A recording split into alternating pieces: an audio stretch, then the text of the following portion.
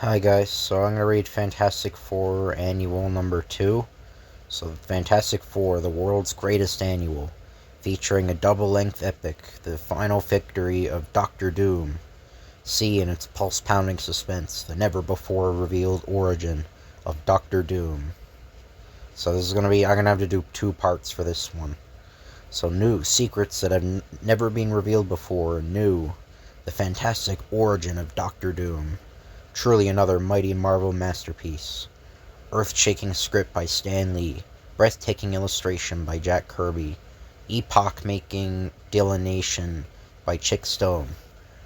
A number-faking lettering by S. Rosen.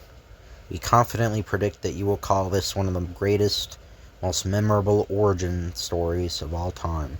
The editors. Who dares to enter the chamber of Doctor Doom?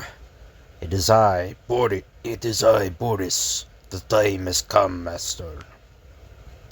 You are right, Boris. It is on a night such as this that she would want me to visit her.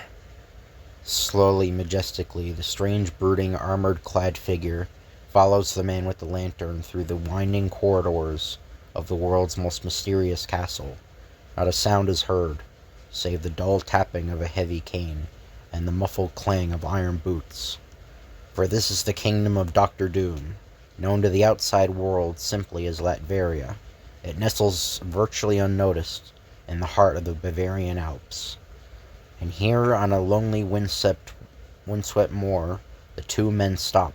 For long moments they stand, looking down at an almost concealed tombstone, as the fury of the storm lashes the barren countryside. Then finally a deep voice breaks the silence. This is the place. It is here that it all began. And then the years seem to flash back, as the tall, still figure returns in memory to the dim, faded past. A gypsy tribe had once been camped on the very spot where Doctor Doom now stands, and the man in the iron mask has good reason to remember that day, for he had been one of them. "Someone find little Victor Von Doom. The Baron's soldiers have come to seize his father." And in the simple tent of Werner Von Doom, "I have done nothing. I am only a gypsy healer. I treat the sick and suffering of my tribe." Silence! You are to come with me, but by the order of the Baron. "Do not worry, Victor, my son. I have done no wrong. I shall not be harmed." "The tribe needs you, father. I need you." "Do not fear, Von Doom. I shall look after the boy until you return." "Why are they taking him, Boris? He has done nothing. His life has been spent in healing, in helping the weak and helpless." "But he is a gypsy boy, as we all are. It is the price we must pay." Then taken to the local castle, Werner Von Doom is brought to the bedside of the Baron's dying wife. "It is hopeless. It is beyond my power to save her." You lie, gypsy. Use your magic potion. Save her, or you will pay with your own worthless life. And so, although he knows it's futile, the gypsy healer does what he can, and then, "There is nothing more I can do, my excellency." "Then go back to your wretched camp, and pray for your sake that you have been successful." The Baroness cannot survive till morning. Nothing could have saved her. I must take my son and flee, while there is yet time." A short time later, as the gypsy had predicted, "She's dead. The gypsy failed me, but he'll pay for it with his own life." Within the hour, the Baron's picked troops attack the defenseless little gypsy camp in a frantic attempt to locate the missing gypsy healer and his son. "We'll find them. There is no place in this kingdom where a fugitive can hide from the Baron's vengeance. He is not here. We must comb the countryside." Meanwhile, "Why do we run like this, father? Why do we not stay behind and fight?" "Ah, Victor, you sound like your dead mother. She too feared nothing, no matter how hopeless the odds." Suddenly the gypsy's horse bolts, and then, "Fate has dealt us a tragic blow. Without a horse we are as good as captured. But we shall not surrender. No matter what happens to me, they shall never get you, my son, for you have a destiny to fulfill." Father, I'm hungry and cold. Wrapping his own threadbare garments around the shivering boy, the desperate gypsy plods on through the night, miraculously evading his pursuers, until finally, Von Doom, it's me, Boris. The soldiers have gone. Von Doom.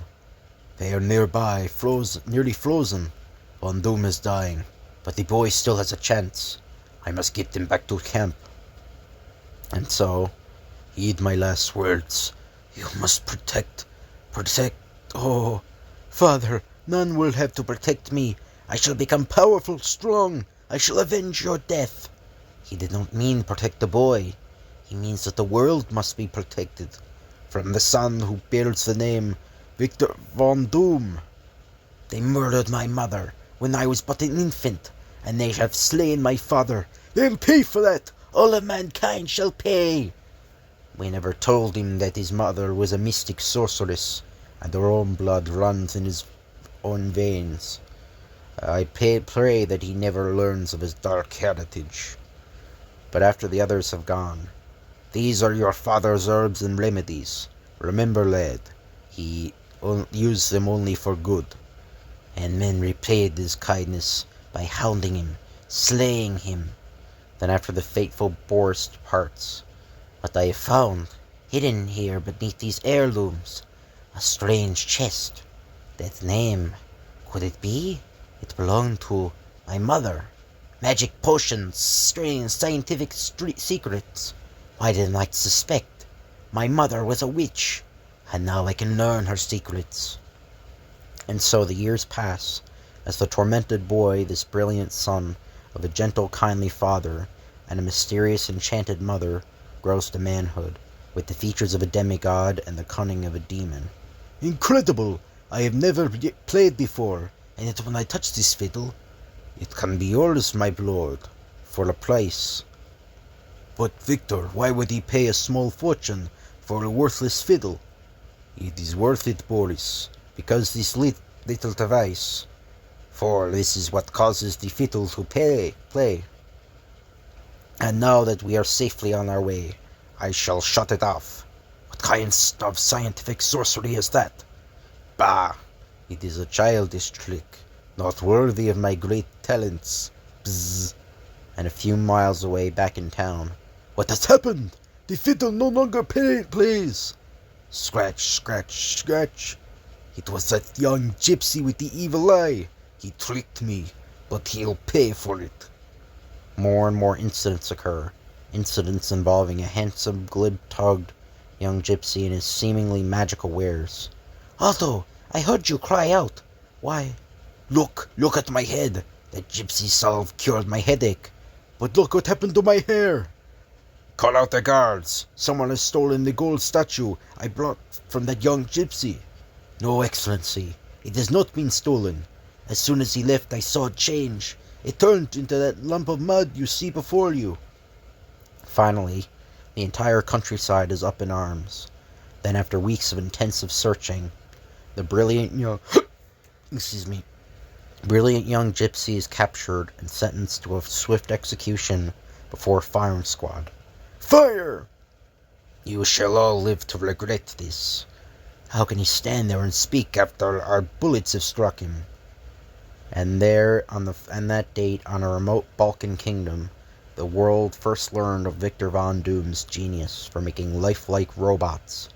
We did not capture the gypsy after all. It is some kind of mechanical man. And as time went by, the elusive young gypsy became a legend. He kept none of his wealth, but gave it to the poor. No man could guess what his real motives were, and no man or group of men could catch him.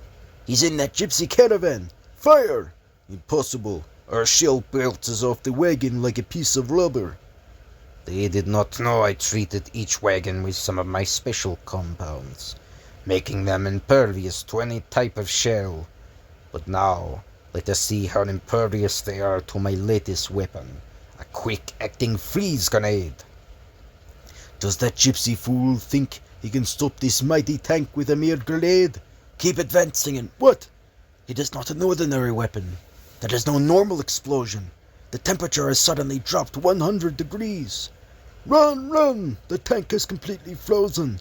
It's turned into a giant cake of ice. Flee, we may be next.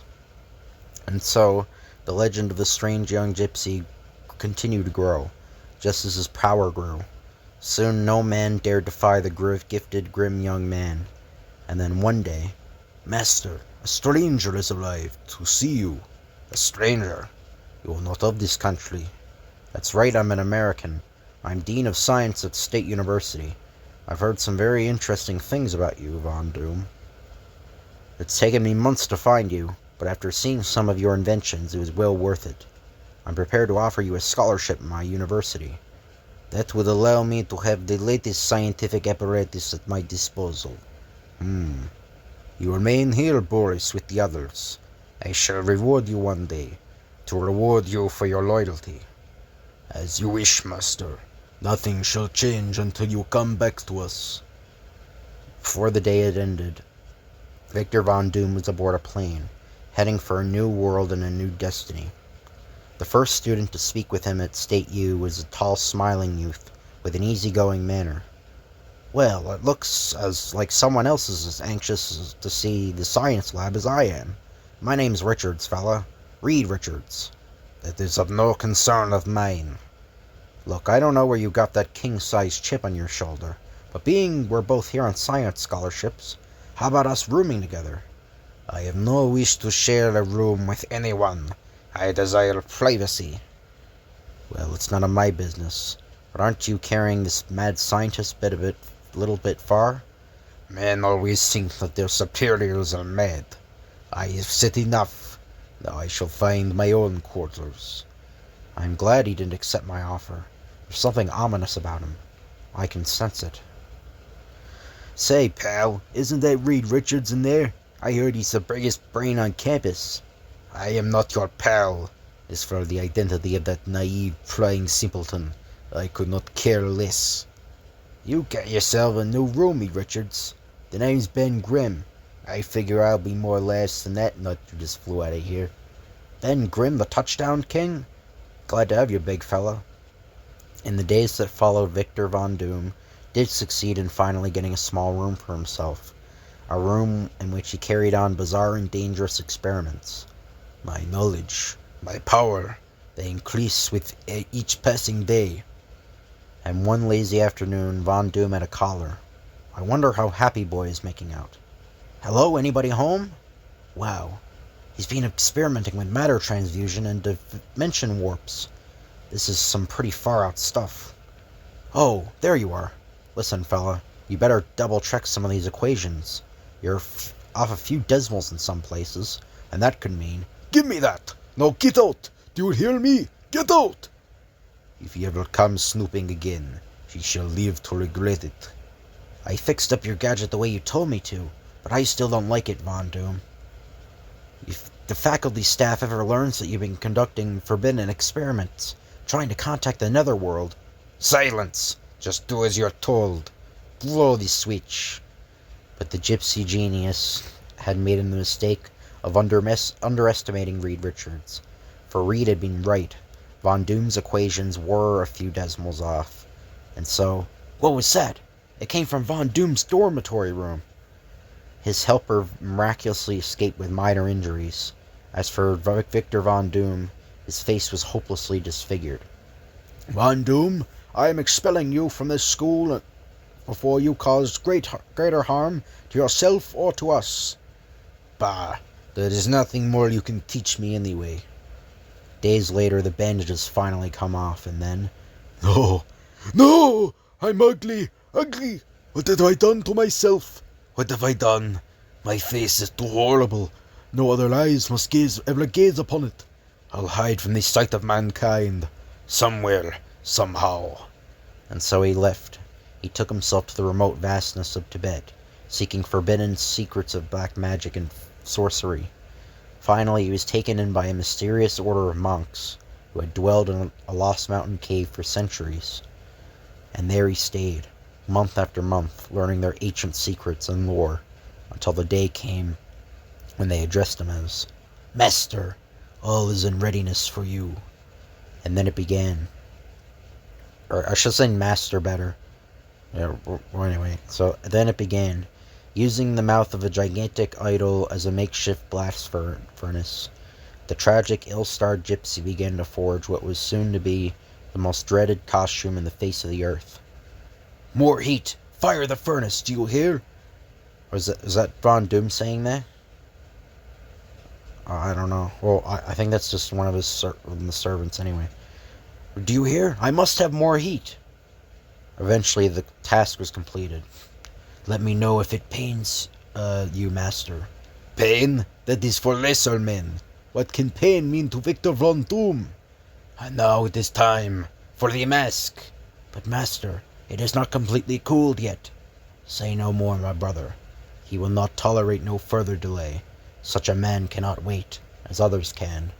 Never again will mortal eyes gaze upon the hideous countenance of Victor Von Doom. From this moment on, there is no Victor Von Doom. He has vanished, along with that handsome face he once possessed. But in his place, there shall be another, wiser, stronger, more brilliant, more powerful than ever before. From this moment on, I shall be known as Dr. Doom.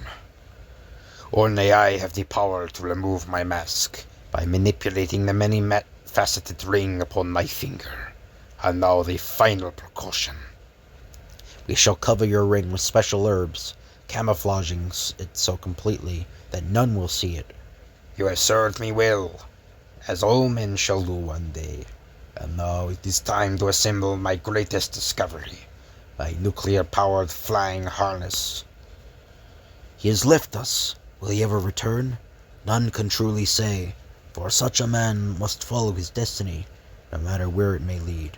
Woe to the world, now that Dr. Doom is born, and humanity to its shock, dismay of the awesome menace which it is in its midst. Daily Alarium, Dr. Doom issues ultimatum to Europe. Evening, I guess Tribune or Tribute. Dr. Doom, evil genius creates new weapon. The Post, Fantastic Four, and new battle with Dr. Doom. Daily Telegraph, Dr. Doom makes bid for power. News record, Dr. Doom, world menace. Fantastic Four asks public not to panic. Government issues new report. So as he stands on that windswept hilltop, accompanied by his faithful retainer, the once young, handsome Gypsy, whom the world now knows as Dr. Doom, whispers to the tombstone half hidden at his feet. I, Victor Von Doom, son of a gypsy and a sorceress, vow that I shall devote my life to becoming the master of all mankind, for that is the birthright you have given me.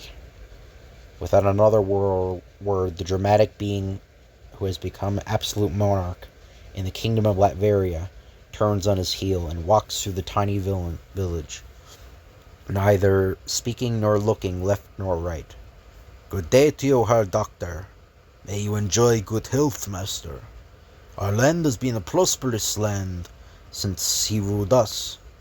Mummy, look, isn't that... Hush, dear. You must be silent when the master passes. And so the awesome figure continues to walk, showing himself to his subjects, while his mind dwells on matters which are far beyond their simple comprehension. And then... Now we shall return to the castle. Yes, master. Again he locks himself within his laboratory, and when he emerges once more, who knows what new menace will have been created to threaten mankind.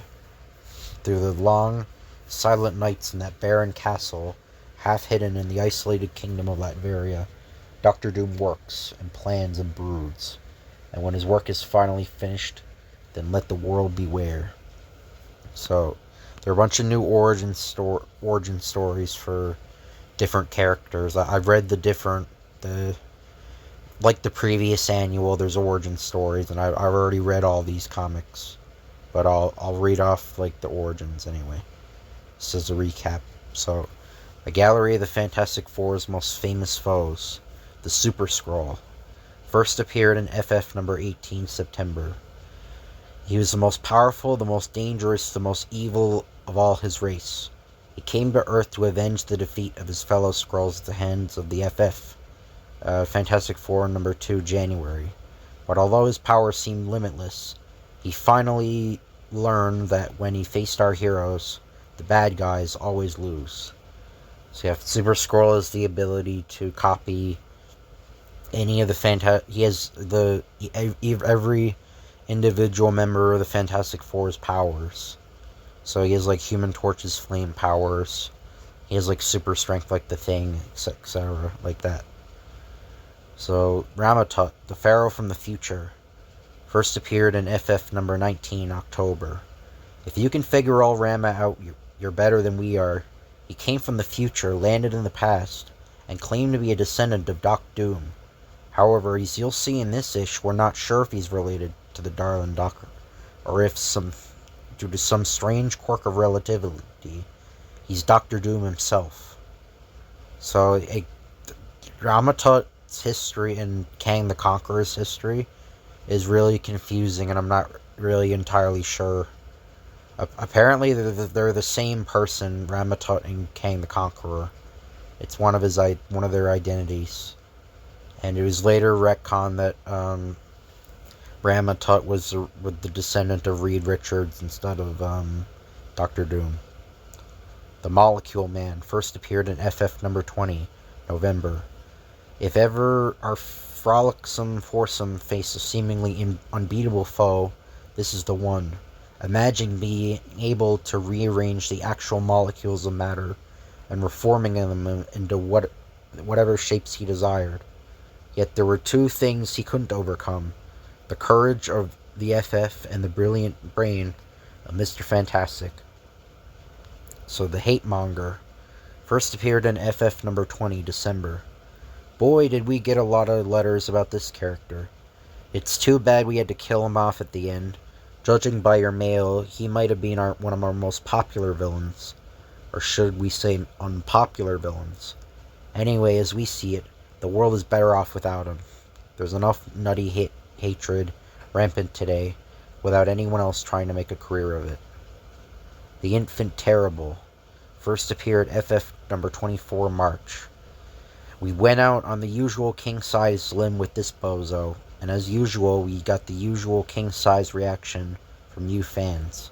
Some of you thought we were nuttier than usual to make a villain out of an infant from outer space. Others thought it was the greatest literary inspiration since Little Orphan Annie. As for us, we naturally remained as confused as ever. Diablo first appeared FF number 30, September. It's too bad Basil Rathbone isn't playing the villain in any more costume movie dramas. Imagine what he could do with a role like this. Diablo is so evil he makes some of our other villains look like Pollyanna's pen pals. If he ever escapes from that crypt of his, don't be too surprised if Doctor Strange has a go at him next. But then, let's wish him pleasant dreams. So yeah, that would be kind of a cool idea, Diablo fighting Doctor Strange. I don't know if they did that after. I know the next appearance of Diablo, I'm pretty sure it's with Dragon Man, I'm pretty sure. But, that's in issue number 35, I think. Where the Fantastic Four fight Dragon Man. But we'll read that eventually. I think that's the end. Oh, and there's a pinup, so take it from old Hothead, your fans are the coolest, Johnny-O. And there's a picture, Human Torch, with like a girl and like a car in that. And oh, there's more. Okay. Loads of love to all our fabulous fans, Sue. And she has like a new hairdo. I wonder whether that picture is in the background. Looks very weird, I don't know. And yours till clobbering time, big-hearted Benjamin J. Grimm. And fan mail, Acme Mine Detector, from your admirers on Yancey Street. And the sincerest affection to you all, Alicia. So Alicia Masters. Just between us, I don't know whether this silly contraption is either. Keep smiling, Reed. And he's like shooting like a gun or something. It's like some sort of gun. And okay, so that's the end of part 1. So next video will be part 2 of Fantastic Four Annual number 2. But I hope you guys enjoy this video. If you could like, comment, and subscribe, that'd be appreciated. Thank you for watching, and I'll see you guys later.